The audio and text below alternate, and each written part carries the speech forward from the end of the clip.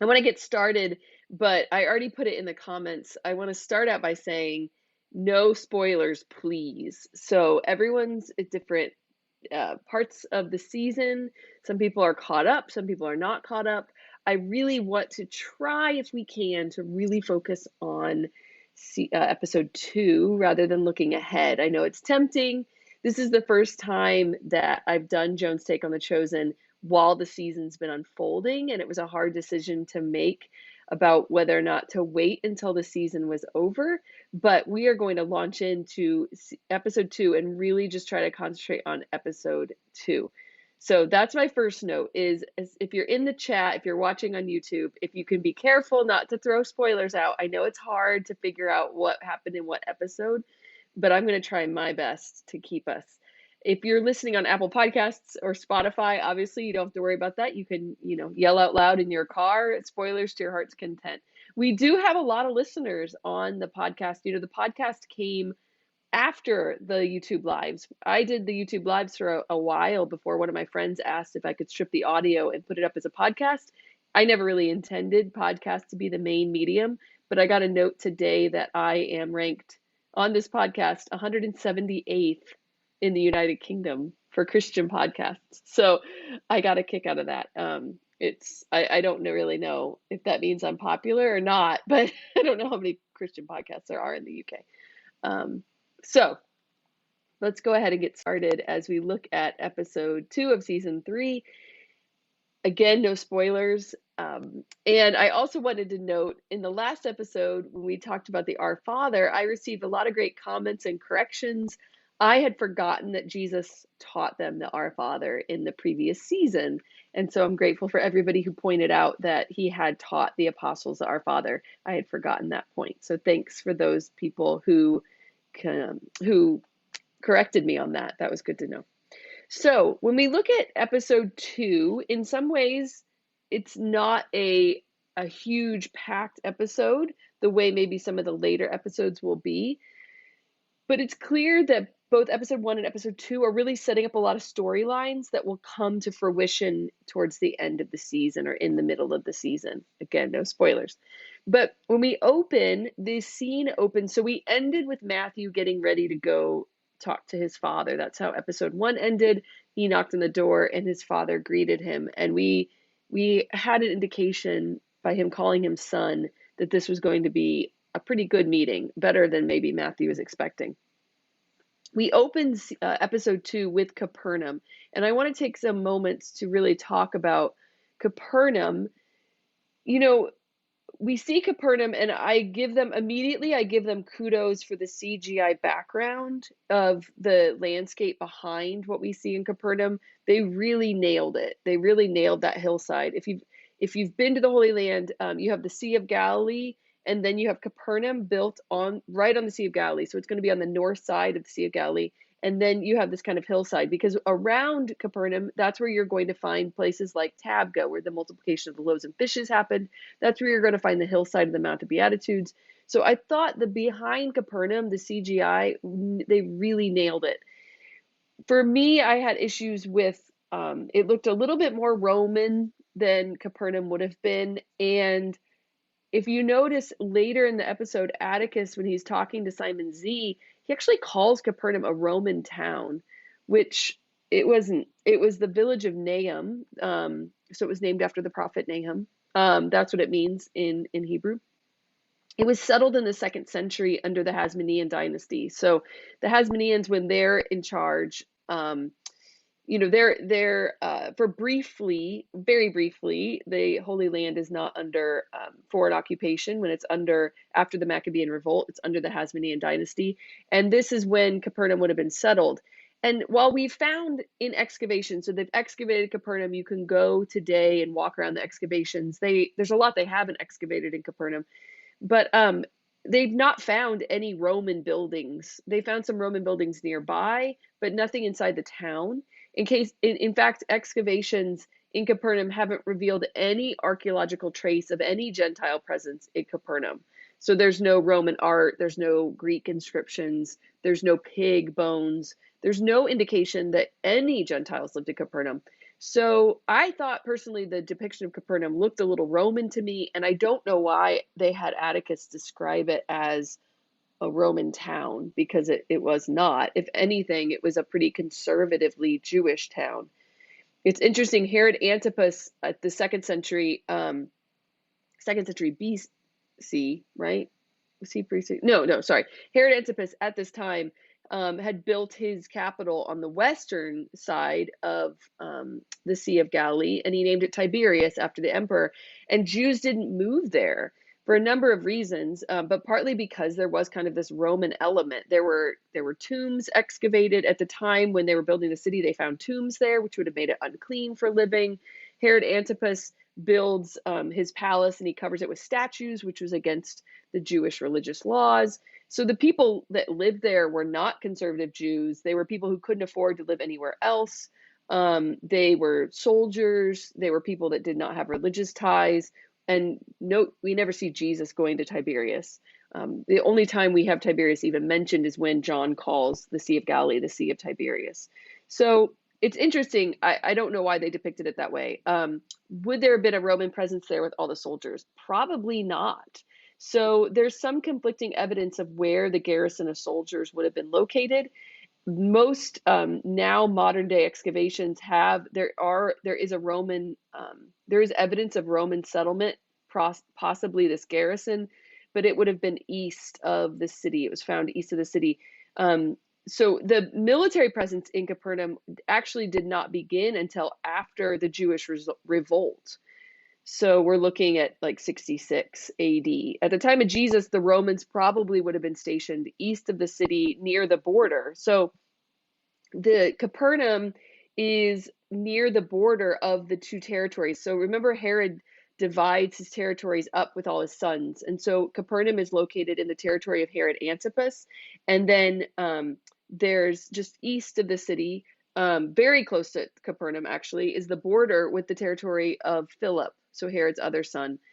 And so what's important about Capernaum is that it's strategically located. So it's possible the soldiers would have been around that border area.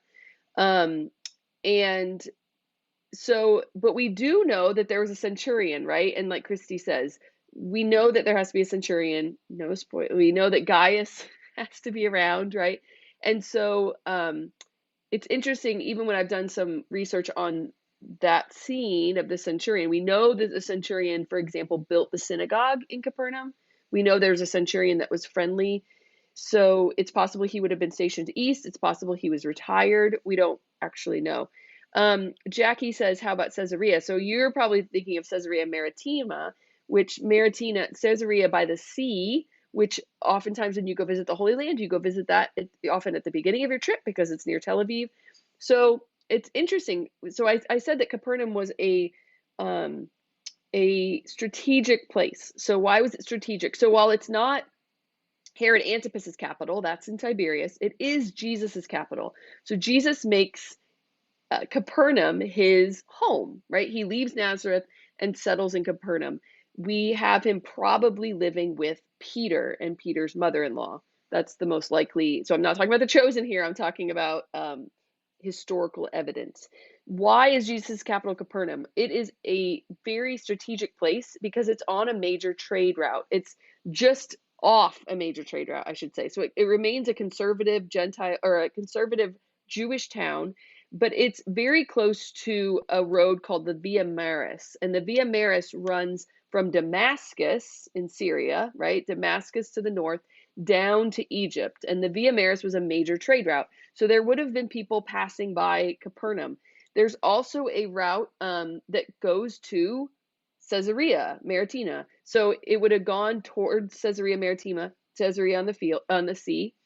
It's really interesting. So this means Caesarea not only is connected to Damascus, Capernaum not only is connected to Damascus, it's connected to Egypt, it's connected to Rome. How? Well, Caesarea on the sea was the major port to Rome. And at the time of Jesus, we actually have reports of Romans enjoying a delicacy called tilapia Galilee. So the Romans would enjoy this delicacy of fish, tilapia, that was actually caught in the Sea of Galilee. So Capernaum becomes kind of this center of, even though it remains it's a small Jewish city. It's only about 1,500 people. So it's bigger than Nazareth, but it's not huge. To compare, the largest city on the western side of the Sea of Galilee would have been Migdol or Magdala. Magdala, we're looking at about 12,000 people. And there was actually one of the we see in Magdala this kind of trade and this preservation of fish. Why? Because it would have been lucrative to figure out how to preserve the fish to get it to Rome, where it was a delicacy. I don't know if anybody finds this interesting, but I find this very interesting. Yes, so Nicodemus brags about the fish from Capernaum. It was known, this tilapia that actually would have in the winter gone up to that part, gone up to Capernaum. This tilapia was well known even in Rome, and you can have it to this day. When you go, you can go and eat dinner at Tabga and have Peter's fish. I should show you a picture of me kissing Peter's fish, but you to this day can eat the tilapia of the Holy Land. Okay, so all that to say, it makes sense why Jesus makes his capital Capernaum. Why? Because he is going to use everything possible to spread the gospel. Just like he sends Peter eventually, right? Peter goes to Rome. Why? Because Roman roads are going to be used to spread the gospel. It makes sense for Jesus to be in this place where he can stay ritually clean. He can live amongst Jews, but he's still connected to the outside world. Okay? So, that's all I'm going to say about Capernaum, but I think they nail really the geography behind the city. Okay, the shanty town that springs up, I've never thought about that. I never thought about what do we do with these people who follow Jesus, but it makes sense when you think of the feeding of the 5,000 and how these people have chased him around the Sea of Galilee, right? It basically says that in the scriptures, right? In John 6, we have the people, like they have to feed all these people, and then they chase him around over to Capernaum, where then he delivers the bread of life discourse. So it's all these little things that I can appreciate about The Chosen, because we read these sentences and we don't think about what they mean. So we have this shanty town, which I think is a really interesting development. And it makes sense to me that these people are following Christ. We have a little hint in this opening scene about Gaius. Notice that Atticus is going to basically blackmails him, right? Like, you have to take this to Quintus. And there's hints about Gaius's background, which is really intriguing. So what don't we know about Gaius? Atticus hints that there's murder in his background, right? So I'm excited to find out more about Gaius, because there's a lot here. He's been one of my favorite characters from the very first season, and he continues to be one of my favorite characters. So let's turn to Matthew. So the next big character development, and I think Jackie said this season is good for character development, and it has. These 2 episodes are really good for character development. So we have Matthew's reconciliation with his father. A few things. A lot of people have noted it's one of their favorite scenes. There's a lot kind of to unpack here. At the same time, I think it's fairly straightforward. Matthew's apology is so Matthew, right? It's just so Matthew. He kind of stumbles over trying to figure out how to apologize, how to ask for forgiveness. He doesn't understand metaphor, but he's getting to know metaphor, right? Didn't notice he said that, like, I'm getting used to metaphors. One thing I want to pull out from this whole, there's 2 things I want to pull out, 2 themes, because I think there's a lot we can pull out from Matthew's apology. Number 1, he mentioned that he was comfortable, that he never felt he didn't understand himself. He knew he was different. And so he sought refuge. I'm putting words in his mouth. He sought refuge in making himself comfortable. And so he liked being rich. He liked eating well. He liked being comfortable. And I think a lot of us can relate to this. And we seek, and when we feel out of place, when we feel like we don't belong, at least we can be comfortable. At least we can find pleasure you can see that Matthew would go someplace where he was accepted, already probably feeling rejected, if he does have autism, feeling rejected by his Jewish brothers and sisters, possibly, not necessarily by the Jews, but as a high schooler, right, by his peers. He then goes, and at least he's going to find success. What I want to pull out is that he says he was comfortable. Isn't it interesting that he comes to know himself when he's uncomfortable? So he's coming to know who he really is when he's stripping himself of his riches and of his good food and of his nice house and of his clothes and of his shoes, right? So it's really in finding he's finding himself when he's stripping himself of those comforts. And I think that's a good lesson for us. He also, before, when he was intrigued by Jesus, do you remember in the first season when he's seeing things that don't make sense to him, he's hearing things that don't make sense to him, and he's uncomfortable by that, and he begins this search. And so how does Matthew come to really know who he is? He always feels like an outcast. He always feels different. He comes to know who he is in Christ Jesus, of course, but it's in that discomfort, whether it's a spiritual discomfort or a physical discomfort or an emotional discomfort, that's when Matthew finds himself, and that's when Matthew comes to know who he is. I don't know if that's what the writers were saying, but that's what I really pulled out of that little discourse. Um, Oh, bye, Jay. Thanks for joining us. I totally understand about the slow connection. And so, just for Jay and for everyone else, it'll be on YouTube later. It'll also be on Apple Podcasts and Spotify recorded. So, if it's easier to get it there. But I'm really glad you joined us from Africa, from Texas via Africa, by the looks of your avatar. So that's kind of what I got from Matthew. I agree that there's a physical change in him. Did you notice with his handkerchief that he didn't need it anymore? To me, it reminded me of Linus's blanket in the Peanuts Christmas story. So do you remember in the Peanuts Christmas special? It's when Linus is delivering the gospel. It's when he is confident in Christ Jesus, right? In the delivery of the gospel, he drops his blanket, and it's a really subtle note. And that's what I thought of when Matthew doesn't need the handkerchief. So he is finding himself in Christ. He is finding his identity in Christ. And again, it's in that discomfort then that he searches. And I think so often our world is so comfortable. We've made ourselves comfortable that we aren't searching, and we miss Jesus Christ because we have filled that hole in our souls with other things. And sometimes we need to make that hole known so that we fill that hole with Jesus Christ. That's why we do things like fast. That's why we have things like Lent, because we need to make room in our hearts to be filled with Jesus Christ. The other thing I want to pull out from Matthew and that scene is that I think it's important that his dad apologized as well, that Abba apologized. So often when we're hurt, we think there's only one person who has been hurt and only one person who's done the hurting. I think it would be very easy to think that Matthew hurt his father and that he was the only one that needed to apologize and seek forgiveness. But there's never just one offender. In any argument, in any hurt, in any harm, even in any abuse, we tend to draw a thick line between those who harm and those who are harmed. But the world, it's not that easy. Wounded people wound. And I think it's important that we need to remember there's never just one offender. And so I thought it was very important that his father seek his forgiveness as well. I thought that was a really, really important point. So moving on to our Gaius Atticus Quintus scene. Again, a lot of the storylines in this episode are just setting up future storylines. So we have the sewer well storyline briefly set up, that there's something wrong with the water in the city that will play in later, of course, in the season. A couple lines I just wanted to pull out that they have to tell Quintus about the shanty town, and he says, "What are they pilgrims to what?" And I really loved this. It was subtle, not to what, but to whom.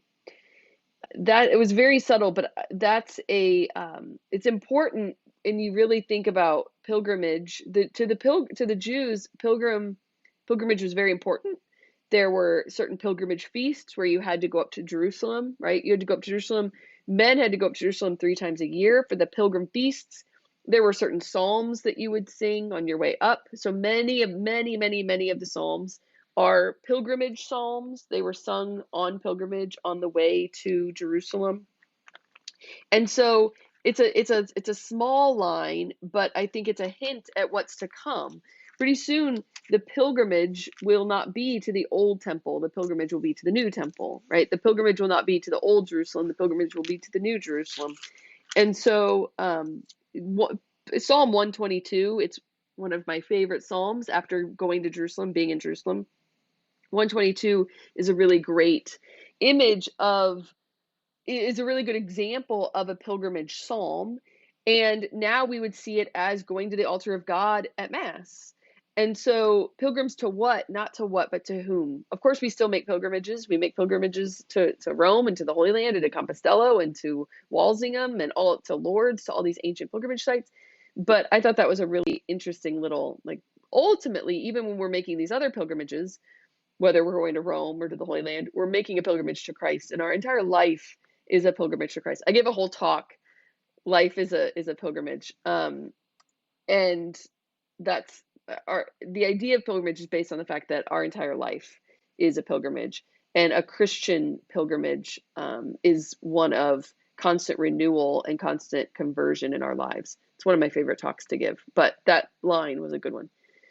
Notice that Gaius lies to Quintus about the sermon. It sounded like any other sermon. So he's lying to Gaius about the sermon, and Atticus is joining him in that lie, right? It's just about Jewish stuff.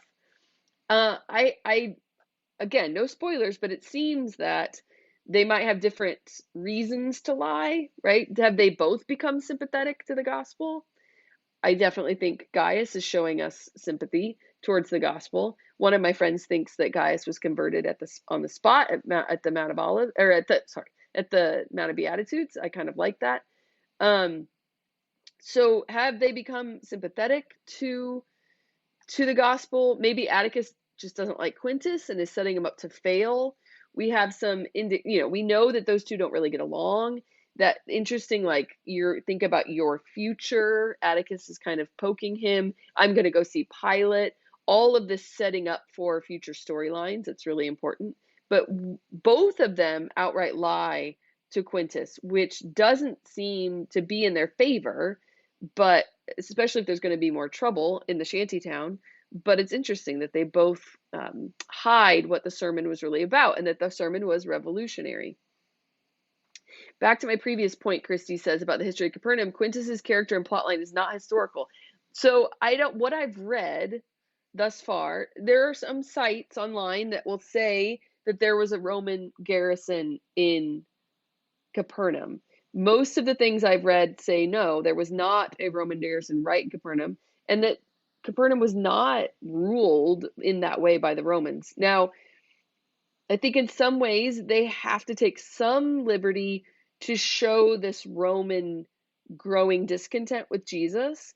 And so there has to be this presence of Rome in some ways, I think, to drive their storyline. But from what I can tell, one source said that the garrison of soldiers in this area wasn't even Romans, but it was like mercenaries. So, but even, I mean, yeah. So I don't know. I mean, from what and I would highly recommend this book. Oh, there's the author. Sorry. This is an excellent, excellent, excellent work. Sorry, for those of you on Spotify, you're like, what are you recommending? Jesus of Nazareth by Michael Hesman. My German's not what it used to be. By Mike, so it's Hesemann, Hesemann. Jesus of Nazareth, archaeologists retracing the footsteps of Christ. Excellent work. And I've gotten a lot of my archaeological information from him. So this is a really good intro to Rome, about the importance of order. So the Roman Empire they wanted order. This is how they expanded to such an extent at this time, because they were orderly. They did anything they could to prevent uprising, so they would not use force. Of course, they used force when necessary, which is why they expanded as well. So, but Rome wanted order. They didn't want these upstarts, causing trouble. And so this is a really good introduction to kind of the way the Roman Empire worked in these little colonies. So let's concentrate now on the apostles. So I'm going to spend the rest of the time, we get Gaius a little bit at the very end, but the rest of the time, let's talk about the apostles. First of all, let's talk about Zebedee.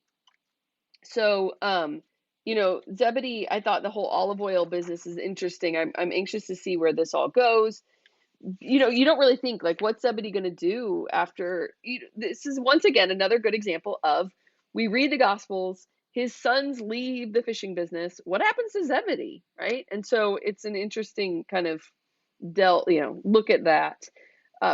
Interesting enough, due to the rock of Capernaum. So Capernaum, if you go there, that whole area around the Sea of Galilee has this basalt rock. It's dark, it's black. Especially if you're in Tiberias, you'll notice all the churches, all the buildings have this nice, awesome black, dark gray stone. So because of the stone that was found, Capernaum was known for their olive presses and their grain grinders because of the stone. So it's kind of fun that he has an olive press. So it'll be interesting to see where this goes. Hint, hint. It might lead to some good parables, right? We need a vineyard owner for some parables, don't we? And the only other thing I want to say is I want an emergency stash pocket to put my raisins in. I love that John wants an emergency stash pocket. Peter, we talked about Peter a little bit last time, and I vented about the family planning line. This conversation is obviously setting up future storylines. I don't know why Peter tells her he'll always be here. He's like, I'll always be here. No, you won't. I don't know whether Jesus says you have to give up everything. And is this setting up the fact that Peter's going to have to give up everything? I know it's setting up other storylines, but Jesus thinks, oh, we're staying because Jesus has work to do. Peter says, I think we're staying because Jesus has work to do. Once again, Peter doesn't really know the plan. And yeah, I've already shared my thoughts about this conversation in family planning. I know it's to set future storylines up, but they needed to find a different way to do it. For Peter to say something like that was just not Jewish. No Jewish man would get married before he was ready to start a family, because marriage meant family. So I just think it's anachronistic. It's a modern conversation that they wouldn't have ever practiced any form of family planning. So unless he just means we're going to try, but they never not would have tried, because Jewish ritual, like Jewish purity laws, which we're talking a lot about, Jewish purity laws were set up that babies happened. That's all I'll say, right? God wanted babies to come from marriage, and that's why women are unclean at certain times. So anyway, that's it's just interesting, that conversation. We'll find out the backstory about Tamar soon enough, but we have that whole exchange with her jewelry. I don't know what to think about Tamar. I don't know if we don't have any indication that Gentiles followed Jesus to this extent. Jesus comes first during his public ministry for the Jews, and later, he's always open to Gentiles. He's preaching to Gentiles. He goes to Gentile cities. He preaches the gospel to Gentiles. But we don't have any indication, as far as I know, if somebody can think of something, put it in the chat, but that a Gentile would follow him this closely. And so I don't know whether Tamar would be staying with Mary and Ramah. It seems odd to me that a Gentile would, because she would be making them unclean to a certain extent. So I can't wrap my mind around that. That's a struggle. That's a character, and Christy agrees. It's a character she struggles to understand. So we'll see what comes of that. But here we have the great scene, I should say, of the calling of the 12. I really love this scene. It's my second favorite scene in this episode. Jesus says, we're going to have an army, not yet, right? But these people are in need of rescue. And I love that. That's a very messianic theme, that we're in need of rescue. The Messiah comes to rescue his sheep. So that was a great, these people are in need of rescue. We'll see that again. Jesus then calls the 12. The Greek word that he would have used, but he wouldn't have used because he wasn't speaking Greek at this moment. He spoke Greek probably, but apostolos, to be sent. So it's funny when they're like, I don't mind. I mean, that's not the Aramaic. It's not the Aramaic meaning, but he says, I'm going to send you out, and they're like, "You're sending us," and as if they're all speaking Greek. But I let that slide because I love the fact that they're catechizing, that's what apostolos means. So when we use the word apostle, it means one who is sent. And so then he sends them. He actually sends them out. And this is a perfect example of a passage I think we overlook in scripture. We read it and it's there in Mark 6, it's there in Matthew, but we are we don't think about what it would have looked like. We don't think about how it would have happened. So I really love that Dallas shows in this episode and in the next what this would have looked like for them to go out, send them out 2 by 2, right, with these instructions. These guys aren't ready. This is early on in the ministry. I mean, if we think of Mark 6, that's early on. But I love it, and I love how shocked they are. I love thinking about what it would have looked like. I just really like this scene. He says, someday you'll have the authority all the time. You think of after their ordination, after his resurrection, in the upper room, he's going to give them the authority to forgive sins at the end, at the resurrection, when he breathes on them. And so, but you're going to have it now because I'm giving it to you now. It's for you to go out. And when Nathaniel says, "Did I miss a ceremony?" I love the scene. I love how real it is. I love how real these guys are. And they say, like, "I don't feel any different."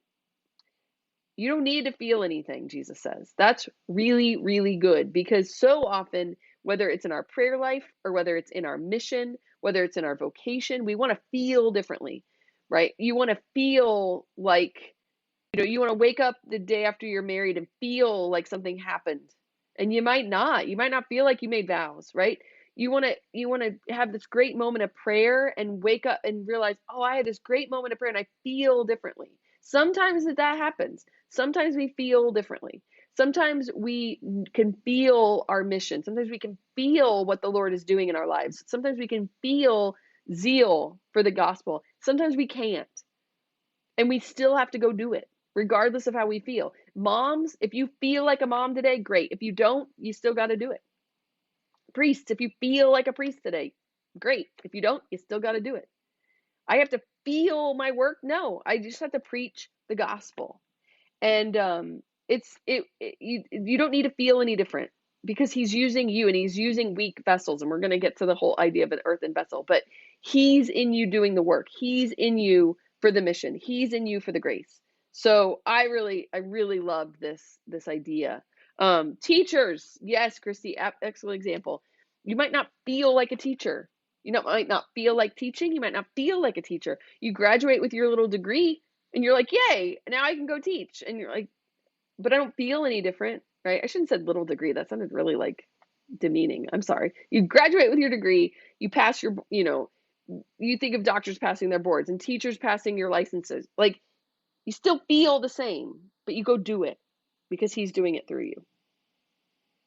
If I needed qualified leaders, he wouldn't have picked them. And I like that it's John who says, we're not qualified. John's the one who says, like, "We're not qualified for this." And I love that it's John, because what I feel one of the big themes of 1 John 1 is John at the beginning saying why he's qualified to preach this gospel, because he saw and he heard and he experienced and now he proclaims. And you think of John 19:35, when he's standing at the foot of the cross and he writes, like, "I'm an eyewitness and I'm saying this so that you might believe." Why is John qualified? Because he was there, because he experienced, because he knew the love of God, and now he's qualified to pass that love on. And so that when John was the one who said we're not qualified, I thought, yeah, that's the point. You're not qualified, but the Christ is qualifying you. Christ is sending you. You are going to experience these things. You are going to see these things. You are going to eat with him. You are going to love him. You are going to know him. You're going to see his word. You're going to be loved by him. And that's what makes you qualified.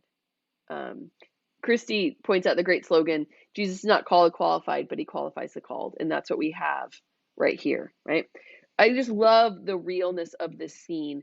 When they told Judas he had heard the best sermon, right?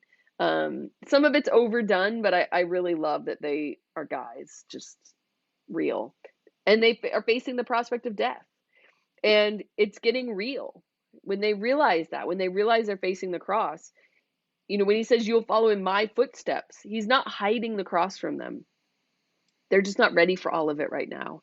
And I loved how emotional Jonathan got in this scene. It became very real that there are dark days ahead. They aren't ready for it now. And I thought it was a really powerful portrayal of what they're facing when they go out. The women are going to help financially. This is straight from the gospel, that the women are the ones who help support the mission. So I liked that. The idea of the reliance on God. Why aren't they taking more on their journey? Because they need to rely on God. And I loved how he said that's necessary for following and leading. I think so often we think reliance on God is only necessary for those of us who are following, and that the leaders can rely on themselves, or the leaders rely on budgets, or the leaders rely on strategic plans, or the leaders rely, right? All of us rely on God, and that's a lesson they need to learn as leaders, right? So they're going to learn it as followers so that they are also reliant on God as leaders. I loved that little business sense that he gives them. I've always wondered why Judas had the money bags when Matthew was a tax collector. We find in the Gospels, Judas, of course, is in charge of the money bags, and he's the one that wants that, when he wants to sell the ointment, for lots of money and give it to the poor instead of using it on Jesus. And that's because we find out he's going to steal from the money bag. That's scriptural. I've always wondered, wow, why would you pick Judas to keep the money bag when you have a tax collector around? And I really loved how they explained it. We don't know why. That's why, we don't know that's why, but I think that's a valid explanation that Matthew doesn't feel comfortable with that, going into that past, into that past life. So he sends them out 2 by 2. I wrote down all the pairings. So if you have any questions and you need to remember who is paired with who, I wrote down the pairings, and some of the pairings were very interesting.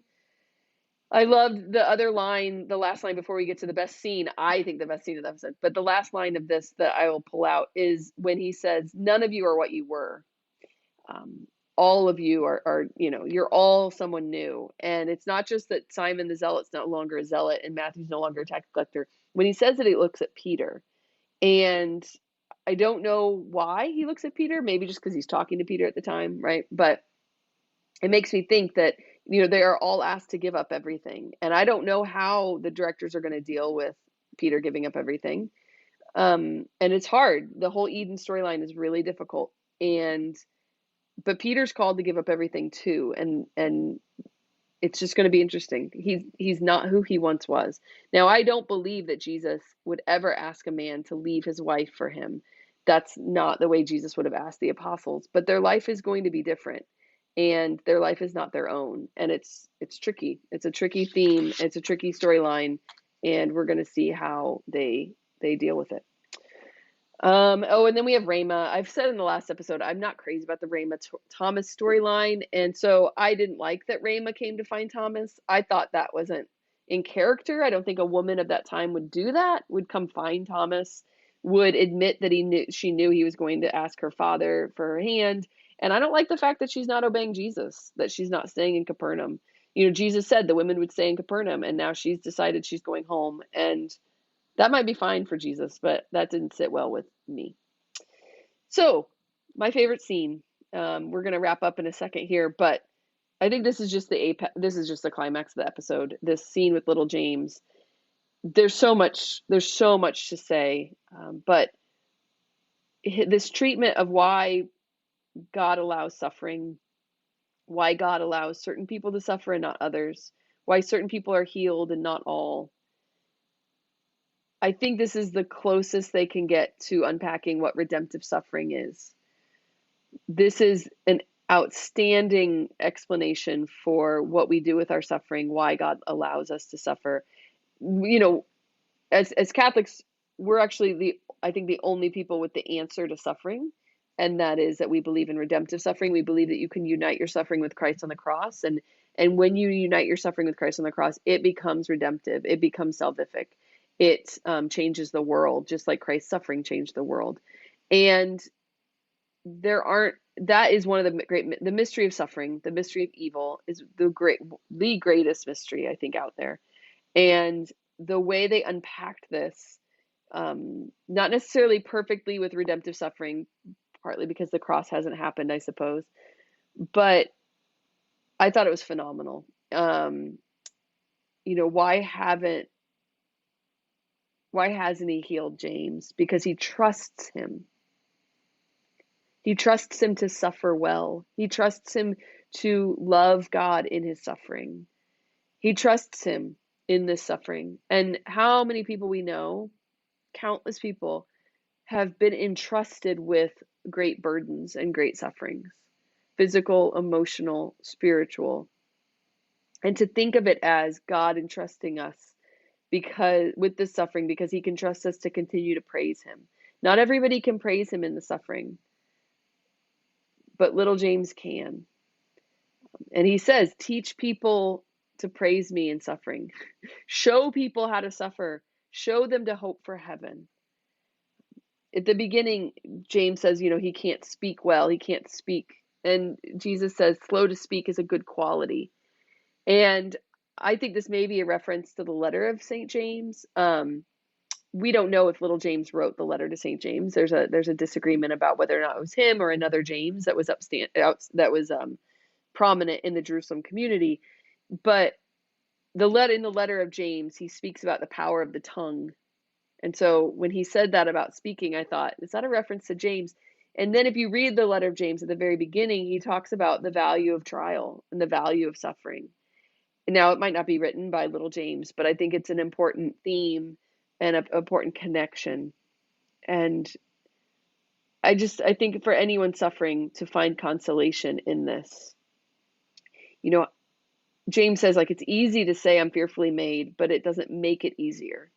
And how real that is when we pray. You know, it's easy to say the words of the prayers. It's easier to say thy will be done. It's hard to live that. It's hard to live that. But Jesus says, you are going to do more for me. So many people need healing to believe. So who are we? Are we going to find strength because of our weaknesses? It's totally St. Paul, right? This little discourse is St. Paul, that there is power in weakness. That mystery, that paradox of the Christian faith. But that's what James is called to walk forward in faith and believe. We expect our leaders to be perfect. We expect Christians to be perfect. We expect once we're Christian, there'll be no suffering, there'll be no mistakes, there'll be no sin. And that's not the way it is. And so I think this is a really powerful scene. James is an earthen vessel. He's a broken vessel. He's a weak vessel. He's a suffering vessel. And he is going to heal others because that's what Christ calls us all to be earthen vessels. We're not perfect. He doesn't wait for us to be perfect to call us. He doesn't wait for us to be healed to call us, but that we are supposed to go and forward and preach and teach in our suffering, in our sinfulness, in our weakness. He is an earthen vessel. He calls Judas to the same thing. Judas, if he would have come back, if he would have had, repented, and if he would have asked for mercy, Judas would have been a earthen vessel to preach the love of Christ in the midst of his sin and suffering. But this plan is a mystery. Two more things about this that I think are really important. Number one, did you notice he says something, and I forget what he says, and Jesus rebukes him and says, I never want you to say that again. But before he rebukes him, he says, James, I love you, but I never want to hear you say that again. And this is such a powerful reminder to us that this is the way Jesus rebukes us. If we have thoughts, attacking thoughts, if we have thoughts of unworthiness, if we have thoughts of condemnation that aren't accompanied with love, they're not from the Lord, they're from the devil. The devil is the accuser. Christ does rebuke us. Christ does call us to something greater. Christ does correct us, but he does it in love. And so Jesus says, I love you, little James, but I never want you to say that again. So he rebukes him, but it comes first out of love. And that's a good lesson for parents too. That your rebuke, your correction always should begin with love. So that is, I think, was a really important point in that scene. And the other one is he ends by saying, "You will be healed. It's only a matter of time." And he's speaking about heaven. And how many of us need to hear that? There is hope. We will be healed. It just might not happen in this life. Our wounds, our sufferings, our illnesses will go away. They will be washed away. Um, our wounds we may take to heaven if they're indications of the love of God, as Christ took his wounds to heaven. But they will be purified. They will be transformed. And so we all need to hear Jesus saying that to us. Yes, Barbara, you're right. It was about him being a burden. He said, "I feel like a burden." And Jesus says, "Little James, I love you, but never say that again." Right? In a sense, he was rebuking him for having those accusing thoughts. Right? Having those accusing thoughts. My mom says that I need to get Dallas on here and ask him about this scene, redemptive suffering, and his treatment of the Blessed Mother. He is getting close to Catholic thought. I agree. I've wanted to ask him about the Blessed Mother for quite some time. And I think a lot of times when people interview him, they want to say, are you going to show, like, we're going to talk about it, but the whole idea of the siblings of Mary or the siblings of Jesus, and they want to kind of pin him in a corner to say, like, what theology are you? And he's going to avoid that.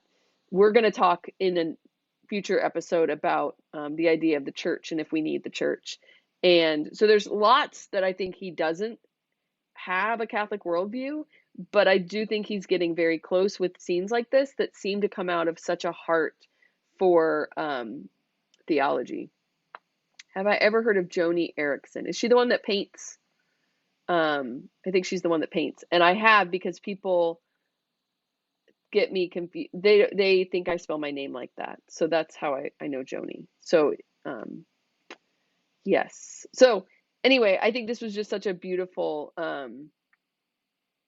oh, so Christy says that Joni has a beautiful post, not me, but Joni Eareckson has a beautiful post about how she felt when she saw the James scene.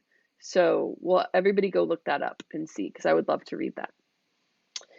So they end with Job, "Blessed be the name of the Lord," and that's the answer to our suffering, right? We still bless him in our suffering. We bless him in our trials. I just think this was such a well done scene. It was really beautiful. And then we have the close. So Matthew, I think it's really subtle. He walks past his booth. I don't know if you noticed that. I only noticed it, I think, in the second or third watch.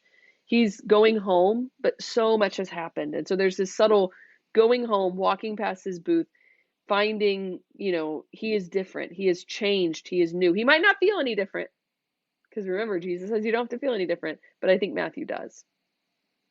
Gaius likes Matthew. I can't wait to see what happens with Gaius.